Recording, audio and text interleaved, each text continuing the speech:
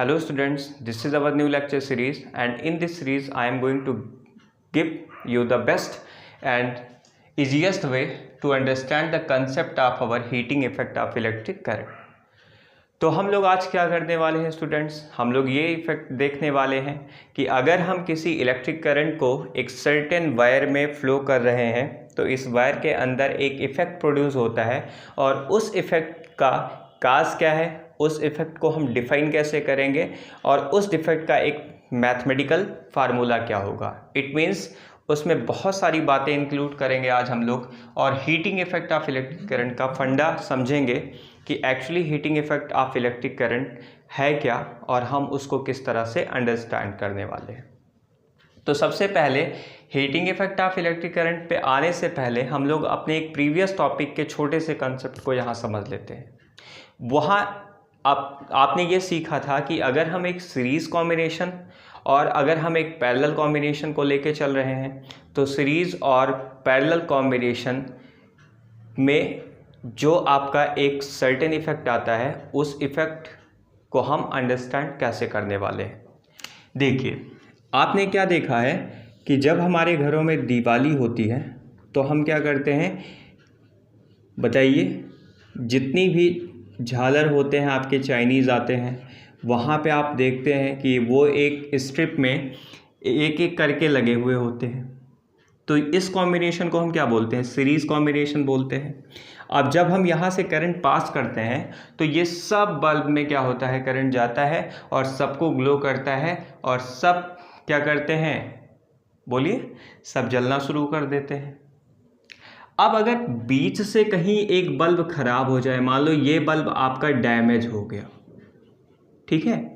जब ये bulb damage हो जाएगा तो एक्चुअली होना क्या है कि भाई करंट अब आगे नहीं बढ़ पाएगी और फिर घूम के वो सर्किट में नेगेटिव टर्मिनल पे नहीं आ पाएगी, जिसकी वजह से क्या होगा कि ये सारे बल्ब जलना बंद कर देंगे और हम बोल देंगे कि ये बल्ब चूँकि फ्यूज़ हो गया है इस वजह से सारे बल्ब यहाँ पे काम करना बंद कर दिए हैं।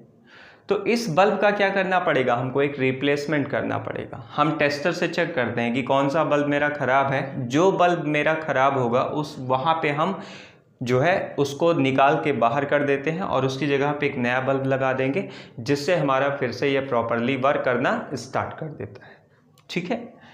अब अगर बात करें भाई पैरेलल कॉम्बिनेशन की, तो पैरेलल कॉम्बिनेशन में क्या होता है कि हम अपने घरों में अगर कोई एक डिवाइस मेरी ख़राब हो जाए, ठीक है, तो होता क्या है, वहाँ पे सारी डिवाइसेस अपने आप क्या करती हैं, यहाँ पे वर्क करती हैं। ऐसा नहीं होता है कि डिवाइसेस जो है काम करना बंद कर दें। अगर एक ख़राब हो गया तो अगला वाला भी काम करना बंद कर दे, ठीक है। कहने का सेंस ये है कि हर एक जो है डिवाइस के साथ एक सेपरेट क्या होती है, की होती है और ये कैसे कनेक्टेड है, ये पैरेलली कनेक्टेड है। तो अगर सपोज दैट ये मेरा फ़ैन है और ये मेरा एक हीटर है और मेरा ये बल्ब है, अगर सपोज दैट फ़ैन ख़राब हो जाए तो कोई ज़रूरी नहीं कि ये हमारा दोनों ना चले, ठीक है। वो दोनों प्रॉपरली कंटिन्यूसली वर्क करते हैं जब तक कि हम इसमें से किसी स्विच को ऑन या ऑफ ना करें। कहने का मतलब ये है कि पैरेलल कॉम्बिनेशन में सीरीज़ वाला कोई रोल प्ले नहीं होता है, ठीक है। इसीलिए हम जितनी भी डिवाइसेस अपने घरों में यूज़ करते हैं वहाँ जनरली कौन सा कॉम्बिनेशन यूज़ करते हैं, पैरेलल कॉम्बिनेशन यूज़ करने वाले हैं, वहाँ पे सीरीज़ को यूज़ नहीं करेंगे, ठीक है। क्योंकि सीरीज़ में आपने एक बहुत ही बड़ा इफेक्ट देखा, उसको हम डिसएडवांटेज भी बोल सकते हैं कि वो हमारे किसी यूज़ का नहीं है, ठीक है। ऐसा नहीं कह सकते कि किसी यूज़ का नहीं है, लेकिन बट फिलहाल अपने घरों में उसको यूज़ नहीं कर सकते हैं, ठीक है। अब भाई हीटिंग इफ़ेक्ट की बात करते हैं। नाम क्या है, हीटिंग इफ़ेक्ट। हमने क्या किया है, एक अरेंजमेंट बनाया है। यहाँ पे AB एक वायर है और इस वायर को हमने एक बैटरी से कनेक्ट किया है और साथ में यहाँ पे एक की लगा हुआ है, ठीक है। जैसे ही हम की को प्रेस करेंगे तो होगा क्या कि करंट यहाँ से निकलेगी और इस वायर AB में पास आउट होगी। भाई वायर AB में जब करंट पास होगी तो वायर कुछ देर के बाद क्या होगा, जब आप इसको टच करेंगे तो आपको क्या फील होगा, ये थोड़ा सा हार्ड हो जाता है। बताइए, वायर बिकम्स हार्ड। तो ये जो हार्डनेस वायर के अंदर आई, यही एक्चुअली क्या है, हीटिंग इफेक्ट है। अब भाई इस हीटिंग इफेक्ट जो डेवलप हुई, उस हीटिंग इफेक्ट का, ठीक है, कुछ ना कुछ काज होगा। बात समझ रहे हो ना? उस हीटिंग इफेक्ट का क्या होगा, कुछ ना कुछ काज होता है। तो उसको थोड़ा समझते हैं। आपने रेसिस्टेंस पढ़ा था, तो उसमें क्या पढ़ा था कि अगर एक मेटालिक कंडक्टर है तो यहाँ पॉजिटिव आयंस आपके होंगे, और साथ साथ इस पॉजिटिव आयन के चारों तरफ कौन घूमता है, बताइए आप? न्यूक्लियस के चारों तरफ कौन घूमता है? इलेक्ट्रॉन घूमते हैं। अगर कहीं इलेक्ट्रॉन यहाँ एंटर कर गया तो इलेक्ट्रॉन यहाँ पे क्या करेगा, इससे कोलाइड करेगा, फिर इससे कोलाइड करेगा, फिर इससे कोलाइड करेगा, फिर वॉल ऑफ द कंटेनर से भी कोलाइड करेगा, फिर उसके सामने जो इलेक्ट्रॉन्स होंगे उससे भी कोलाइड करेगा। इट मीन्स क्या होगा, फर्दर कोलिजन टेक्स प्लेस। और ये कोलिजन किससे होता है? पॉजिटिव आयन से, इलेक्ट्रॉन से, as well as wall of the container से। तो ड्यूरिंग दिस कोलिजन होगा क्या कि आपकी हीट प्रोड्यूस हो जाएगी। ठीक है। अब भाई कोलिजन से हीट कैसे बनता है, पूछेंगे सर कोलिजन है तो हीट कैसे डेवलप हो गया? तो पहले के लोग क्या करते थे, याद होगा कि पहले के लोग दो पत्थर लेते थे, उसको हिट करते थे और वहाँ पे एक स्पार्क जनरेट होता था, और उस स्पार्क को आप लोग क्या बोलते थे कि एक्चुअली क्या हो गया है, वहाँ पे सर हीट डेवलप हो गई है, और उस हीट से हमने क्या किया, फायर की डिस्कवरी कर ली। तो पुराने ज़माने के लोग क्या करते थे, डिस्कवरी कर लेते थे। ठीक है, वो आप भी कर सकते थे, लेकिन आपके पास ऐसी सोच नहीं थी।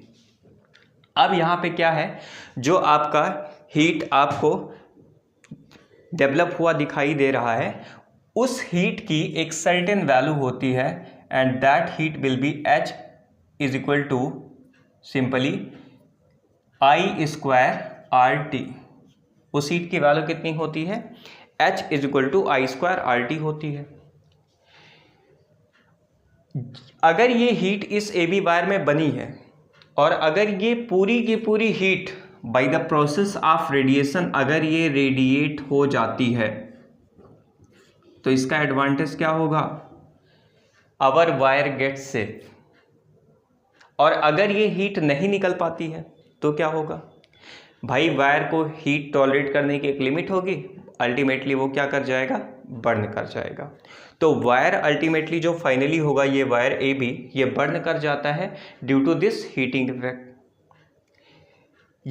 ये जो आपका H square is equal to H is equal to I square RT है, इसकी जो डिस्कवरी की थी वो जूल्स ने की थी। तो on behalf of this the honour goes to Joule's law. So that's why this becomes Joule's law of heating. उनके नाम पे ही हमने क्या बताया आपको कि उनके नाम पे इस एनर्जी को जो कि हीट के फॉर्म में थी, उसको हमने जूल्स लॉ ऑफ हीटिंग का फॉर्म दिया। अब ये जो हीट है वो डिपेंड करता है सिंपली I स्क्वायर पे, हीट डिपेंड करता है R पे, और हीट डिपेंड करता है टेम्परेचर पे, टाइम पे। ये T क्या है, टाइम है। एक्चुअली ये टेम्परेचर नहीं है, यहाँ पे क्या है, टाइम है। तो हीट करंट पे डिपेंड कर रहा है, वो भी स्क्वायर, और वो भी डायरेक्टली। इट मीन्स इस वायर AB में जितनी ज़्यादा करंट होगी उतनी ज़्यादा यहाँ पे हीट प्रोड्यूस होगी, उतनी ज़्यादा एनर्जी बनेगी। ठीक है, और उतना वायर के डैमेज होने के चांसेस ज़्यादा होंगे। बात समझ में आ रही है? फिर उसके बाद रेसिस्टेंस, हमने आपको पहले भी बता रखा है कि रेसिस्टेंस होने से, ठीक है, हीटिंग इफेक्ट प्रोड्यूस होती है, क्योंकि रेसिस्टेंस एक्चुअली क्या है, इलेक्ट्रॉन के रास्ते में स्टेरिक हिंड्रेंस है, इलेक्ट्रॉन के पाथ में स्टेरिक हिंड्रेंस है। तो वहाँ पे पक्का है क्या होना है, रेसिस्टेंस अगर है जितना ज़्यादा उतना ही ज़्यादा क्या है, हीटिंग इफेक्ट। क्यों? क्योंकि भाई नेचुरल सी चीज़ है कि अगर हम किसी से कोलिजन ज़्यादा करेंगे तो हीट उसमें वहाँ पे ज़्यादा बननी ही बननी है। उसके बाद एक और फैक्ट है कि जो हमारी हीट है वो बेसिकली डिपेंड किस पे कर रही है, टेम्परेचर पे। हम कह सकते हैं इट मीन्स हीट हमारी बार बार टेम्परेचर यहाँ पे मैं बोल दे रहा हूँ, लेकिन एक्चुअली ये एक टाइम है। इट मीन्स हीट जो होती है वो बेसिकली किस पे डिपेंड करती है, टाइम पे डिपेंड करती है। और आपको भी पता होगा कि पूरे कंडक्टर में जितनी देर तक आपका क्या होगा, इलेक्ट्रॉन्स हिट करता रहेगा, हीटिंग प्रोसेस जितनी देर तक होगी उतना ही ज़्यादा क्या होने वाला है, हीट बनने वाला है। तो ये बात आपको समझ में आ गई कि हीट जो बनता है, ठीक है, उसके लिए रिस्पॉन्सिबल कौन कौन से फैक्टर होते हैं। अब सबको पता है भाई हीट क्या है, एक एनर्जी है। क्या है, एक एनर्जी है। तो आपको भी पता है कि इसकी यूनिट क्या होने वाली है, जूल होने वाली है। ठीक है, इसकी यूनिट क्या है, जूल है। अब अगर हम लोगों ने इतना पॉइंट समझ लिया तो अब हम लोग क्या करने वाले हैं, हम लोग इस हीटिंग इफेक्ट का डेरिवेशन करने वाले हैं। इट मीन्स जो ये आपका H is equal to I square RT आपके पास है, इसका हम लोग क्या करने वाले हैं, डेरिवेशन करेंगे। और हम लोग ये समझेंगे कि ये एक्चुअली फार्मूला जो आया वो कहाँ से आया और किस तरह से आया। तो पहला फैक्ट आपका क्या है कि हम लोग ये जानते हैं कि अगर हम A से B पे चार्ज को ट्रांसफ़र करें तो यहाँ पे एक पोटेंशियल डिफरेंस डेवलप होगा, जिसमें वर्क डन जो होगा वो V is equal to W/Q के टर्म में आप क्या कर सकते हैं, इसको डिफाइन कर सकते हैं। क्लियर हो ना। तो यहाँ W इज इक्वल टू क्या लिख सकते हो, V इंटू Q लिख सकते हो। ये क्वेश्चन नंबर फर्स्ट हो गया।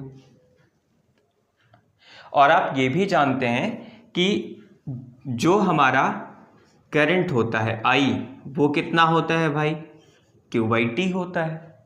तो यहाँ से अगर हम निकालें Q तो वो कितना होगा, I multiplied by T। This is equation number 2। अब आप क्या करिए, यूज़ कर दीजिए सेकंड को फर्स्ट में। तो आपके पास W क्या मिलेगा बताइए, V into I into T मिल जाएगा। अब इस इक्वेशन को आप बना दीजिए थर्ड।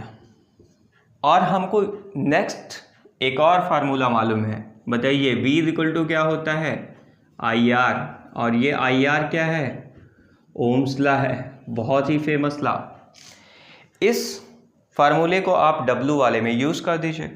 तो आपके पास W क्या आ जाएगा, सिंपली I स्क्वायर RT आ जाएगा। ये वर्क डन जो आपने किया A से B तक जाने में, यही वर्क डन उस वायर में हीट के फॉर्म में स्टोर हो जाता है और हम इसको बोल देते हैं हीट, और ये वैल्यू निकल के आ जाती है I स्क्वायर RT। बात समझ में आ रही है। This work is stored in the form of heat and that's why this will be regarded as heat energy and that the formula will be H is equal to I square RT। So you have to follow that step to get your result। आप ये derivation बिल्कुल as it is आप follow करिए और आपको आपका result मिल जाएगा। अब इस रिजल्ट में थोड़े बहुत चेंजेस अगर हम कर दें तो हमारा फार्मूला थोड़ा सा मॉडिफाई हो जाता है, और वो मॉडिफाई होके क्या मिलने वाला है, हमको पता है H is equal to I square RT है। और अगर हम I is equal to V/R put कर दें, बाई B बराबर IR होता है, तो I is equal to B/R यहाँ पुट कर दीजिए। तो H की वैल्यू क्या मिलने वाली है, simply V square divided by R square into R into T। So 1R से 1R cancel, V square divided by R into T, simply this becomes the formula for H। अब आप इस फार्मूले में B की जगह पे, ठीक है, देखिए ध्यान से सुनिएगा, R की जगह पे B/I यूज़ कर दीजिए। R इज इक्वल टू क्या यूज़ कर दीजिए, V/I यूज़ कर दीजिए। तो H आपको क्या मिलेगा, यहाँ से बोलिए, I स्क्वायर तो आपका रहेगा ही रहेगा, R की जगह पे B/I और into T। So that's why this I will be cancel.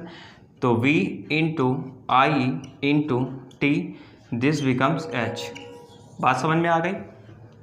तो आपके पास क्या आ गया, ये हीटिंग इफेक्ट का एक फार्मूला, ये हीटिंग इफेक्ट का अनदर फार्मूला, और ये सबसे फर्स्ट फार्मूला। इन तीनों फार्मूले को हमने आपको क्यों बताया, क्योंकि आपको भी पता है जब आप न्यूमेरिकल सॉल्व करेंगे तो आप डिफरेंट फार्मूले को डिफरेंट प्लेस पे यूज़ करेंगे, और वो फार्मूले आपको डेफिनेटली 100% हेल्प करेंगे your numericals. It means you have to solve your numericals, but before that you have to learn all the 3 formulas. जितने भी फार्मूले हैं आप सबको यूज़ करिए, और हमें कौन सा फार्मूला कहाँ फिट करके आंसर निकालना है ये आपको तब आइडिया होगा जब आप अपने न्यूमेरिकल्स को सॉल्व आउट करेंगे।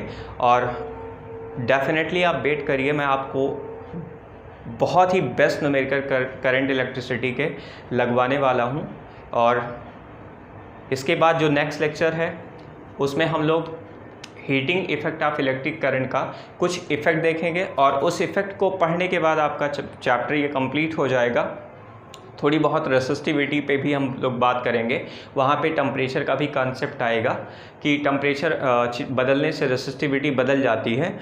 ठीक है, हमने बताया था resistivity material, nature of the material पे डिपेंड करती है, लेकिन वो टेम्परेचर पे भी डिपेंड करती है। और इस लेक्चर को हम प्रोसीड करेंगे और उसको बहुत ही माइन्यूटली आपको जो है ऑब्ज़र्व करवाएंगे कि उसमें क्या क्या और भी फैक्टर्स इन्वॉल्व होते हैं रेसिस्टिविटी में, और रेसिस्टिविटी के न्यूमेरिकल्स को हम ट्रिकी वे में कैसे सॉल्व करेंगे। सो डेफिनेटली आपका एक बहुत ही अच्छा लेक्चर आने वाला है, just you will have to wait. Thank you students.